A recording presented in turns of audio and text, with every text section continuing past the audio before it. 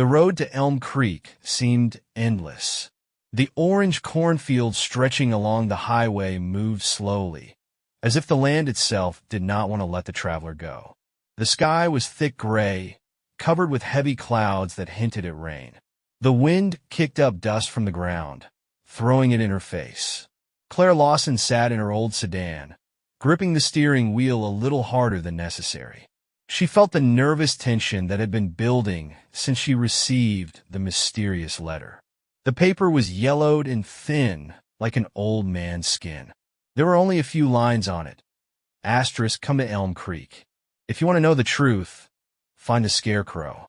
It is the key to everything. The letter had no return address or signature. Why had she decided to come? This question had crossed her mind more than once over the past few hours. Partly out of professional interest. Her job as a journalist required her to respond to anything unusual. But there was also something else, something that touched her deep inside. Elm Creek was smaller than she had imagined. Not a single store or restaurant in sight. Just a few old houses along the main street covered in cracked asphalt. The sign at the entrance to the village was so old that she had to guess the name. She parked the car next to a building that had once been a gas station. The window panes were cracked, and the roof was overgrown with moss. There was a strange silence around, as if even the wind had avoided the place. Claire looked around. Not a single person, not a single sound.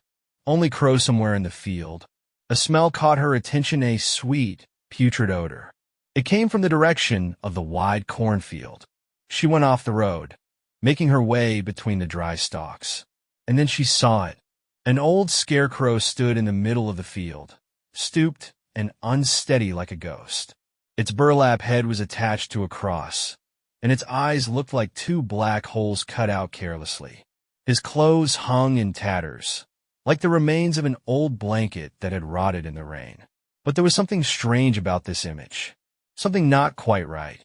Claire tried to get closer, but the ground under her feet became soft, as if saturated with water or something worse. The wind suddenly picked up, kicking up dry dust. The crows that were still perched on the crosspiece suddenly took to the air, raising a frantic cry. She stepped back. It seemed to her that the scarecrow's face had returned. Claire quickly walked back to the car. Her mind told her it was just her imagination, but her whole body felt something else, an uneasy whispering, as if something invisible, hidden in the field, was watching her. Getting into the car, she pulled out her notebook and started writing. First impression, asterisk, the scarecrow looks abandoned, but there is something strange. Could these legends be related to real events? Smell, asterisk, asterisk, rot, although there is no source nearby. Check. Location, asterisk, no one wanted to talk. Could there be an attempt to hide something? While writing, her pencil suddenly broke. She looked back at the field. The scarecrow was still there, but now it seemed closer. The next morning, she decided to find more information about the area.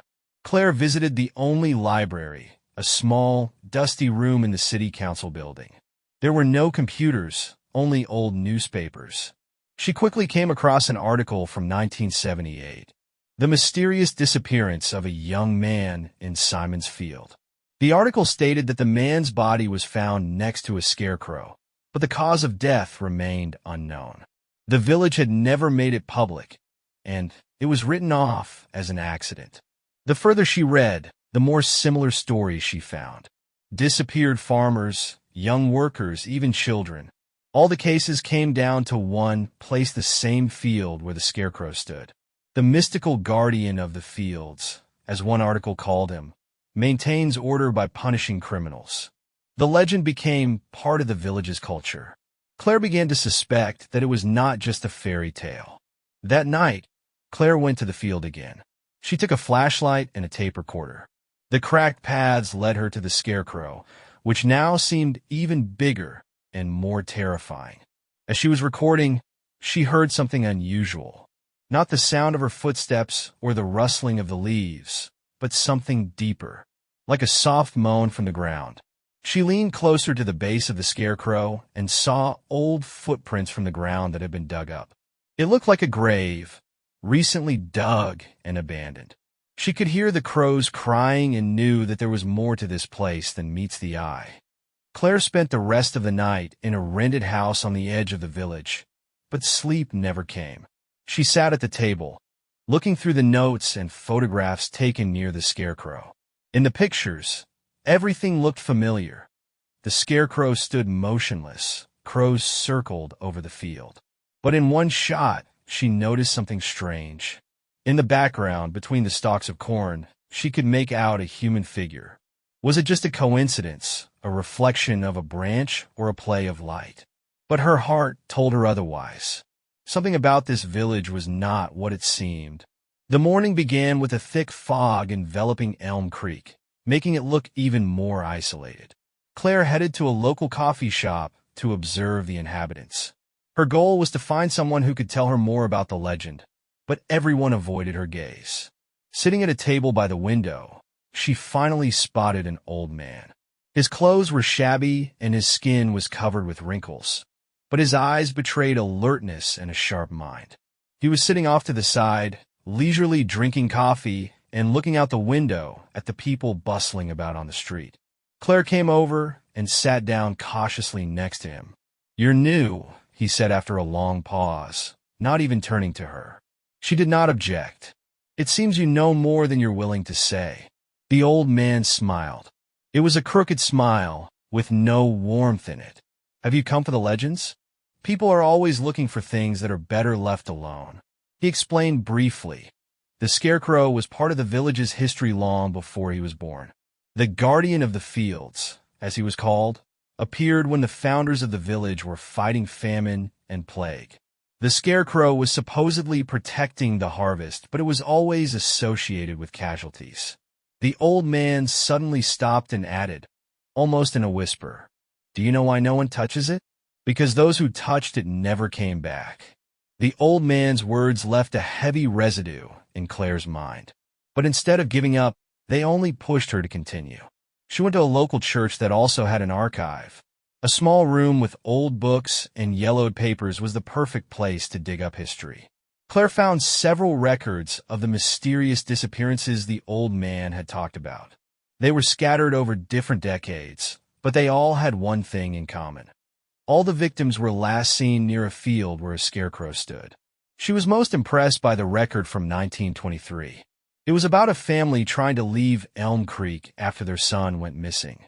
The next morning, their carriage was found empty on the outskirts of town, and their belongings were scattered in the middle of the road.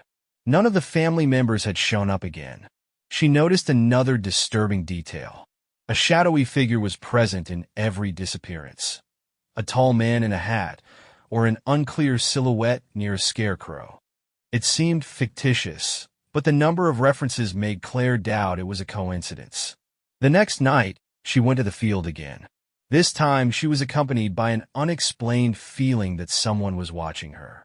She walked confidently along the path, her flashlight illuminating the way, but the shadows grew longer, as if they were stretching behind her.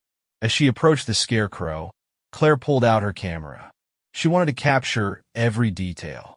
But when she pointed the lens at the burlap face, her hand trembled. In the light of the flashlight, it seemed that something was slowly leaking out of the holes cut for the eyes. She inhaled and took a few steps forward. The ground beneath her feet was soft, almost muddy. Her boots sank into the soil, and as she tried to pull her foot out, she felt something hard beneath the surface. She bent down and started to dig. Her fingers came across something smooth and cold. She pulled out an old button, but something else appeared with it. Fingers.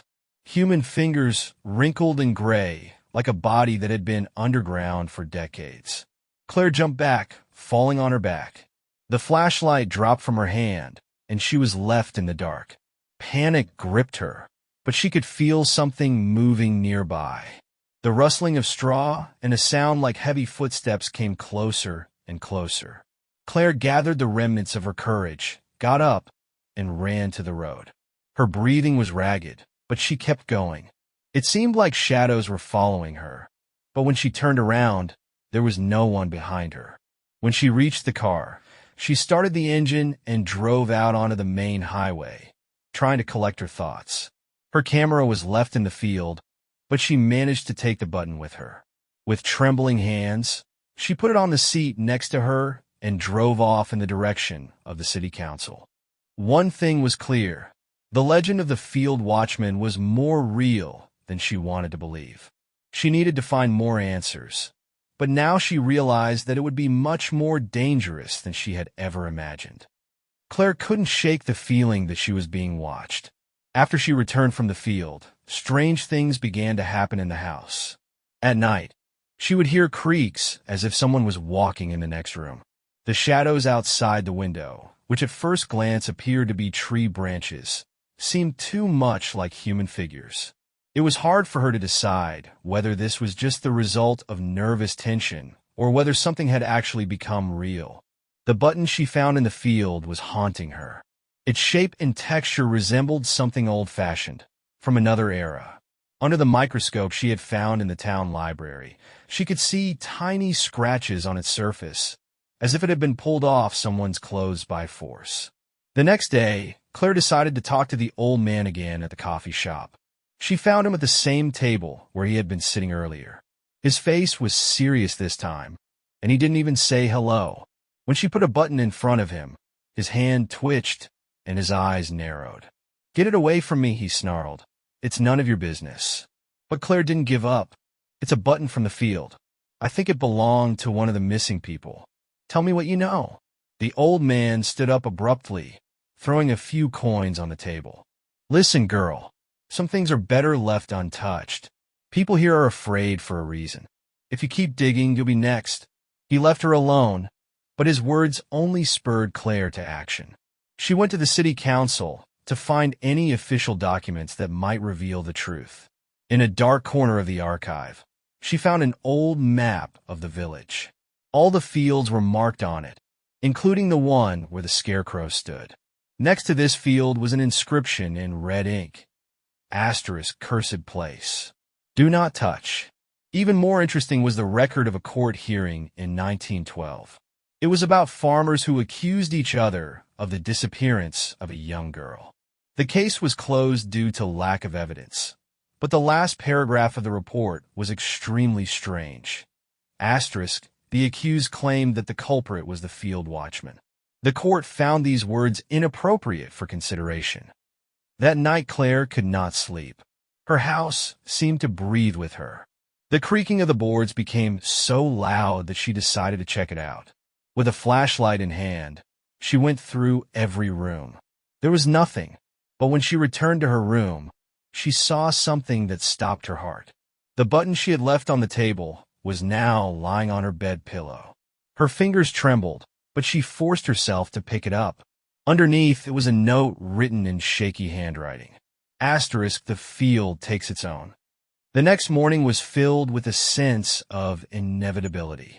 Claire decided to return to the field, trying to gather evidence that could prove that the disappearances were linked to a specific group of people. She guessed that the story of the field watcher was just a fiction that was used as a tool of fear. When she approached the scarecrow, she noticed that it looked different. The hands, made of branches, were scratched, as if someone had recently grabbed them, and the burlap on its head was damp, as if it had gotten wet from something sticky. Claire pulled out her phone to take a video, but when she turned on the camera, the image suddenly began to ripple. A loud crack came from the speaker, and the phone turned off. She took a step back and tripped over something hard. The ground around the scarecrow was covered with deep marks that looked like human handprints. And then she saw him, a silhouette. Someone tall stood at the edge of the field, between the corn stalks. He did not move, but his presence pierced her with fear. Claire froze, her heart pounding like a hammer. The silhouette took a step forward. Its long legs stretched out as if it were not human, but then she saw something even more terrifying. His face was covered with burlap, like a scarecrow. Claire screamed and ran. She didn't know if the silhouette was following her, but the sound of corn stalks behind her was too real to ignore. She made it to the car, out of breath and scared. But when she started the engine and looked back in the rearview mirror, she saw a silhouette standing at the edge of the field, not moving. It was no longer a legend. The watchman of the fields was a reality. But now Claire knew it wasn't something supernatural. It was someone hiding behind a mask of fear, someone who had been ruling this village for years, using terror as a weapon. She had to uncover this mystery to the end. But now she knew that the hunt for the truth could cost her life. Claire woke up in the middle of the night. In the darkness of the house, which creaked with every movement of the wind, she felt the presence of something alien. It seemed that she was being watched. Her breathing quickened, and her skin became covered with orphan lines when she heard faint footsteps in the silence. They came from downstairs, from the living room. Clutching the flashlight in her shaking hand, she moved cautiously downstairs. The floor under her feet made a barely audible creak.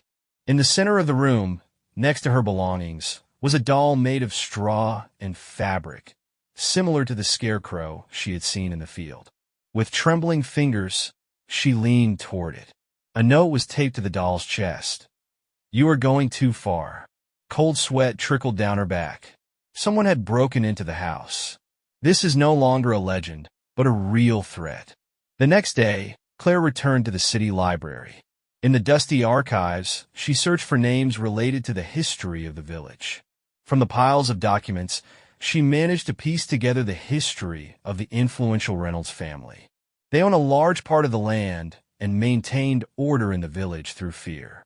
The scarecrow became a symbol of their power, a way to control people. Among the documents, she found another Record A court report from the early 20th century. It was about the accusation of farmers in the disappearance of a girl. Although the case was closed, the documents mentioned that the last time the girl was seen was near a field where there was a scarecrow. This was the last piece of evidence that connected all the events. Claire decided to return to the field. She knew there must be something there to confirm her suspicions. Armed with a lantern and a shovel, she set off into the darkness, where a thick fog enveloped the ground. The scarecrow stood like a silent sentinel. The ground around it was soft. She began to dig under the cross. Each movement was slow, filled with fear. The shovel hit something hard. She threw away the earth and saw an old casket. The lid was rotten, but there were remains inside, human bones. Her hands were trembling, but she took a picture of the discovery. Her heart was pounding as she realized that these bones belonged to one of the missing victims. But now the question remained: who was behind it? As Claire was about to leave the field, she felt something change. The darkness thickened, and she heard footsteps. She turned around and saw the silhouettes of several men moving through the fog. They approached silently, forming a circle around her. Jack Reynolds stood at the head. His eyes were cold, and he was holding a shovel. Her camera was snatched from her by one of the men. Her heart sank as Jack came closer. The men began to dig a hole next to the effigy. The air became heavy, and it was harder and harder to breathe. Suddenly the field was illuminated with a bright light. With a dull roar of engines, a police car drove into the field. The headlights scattered the shadows, and the men froze like predators caught in the night. It was the local sheriff, who had been interested in Claire's car left on the side of the road. She seized the moment, broke free, and ran to the car. Her heart was pounding, and her lungs were burning when she reached the police officer. He asked her what had happened, but Claire was at a loss for words.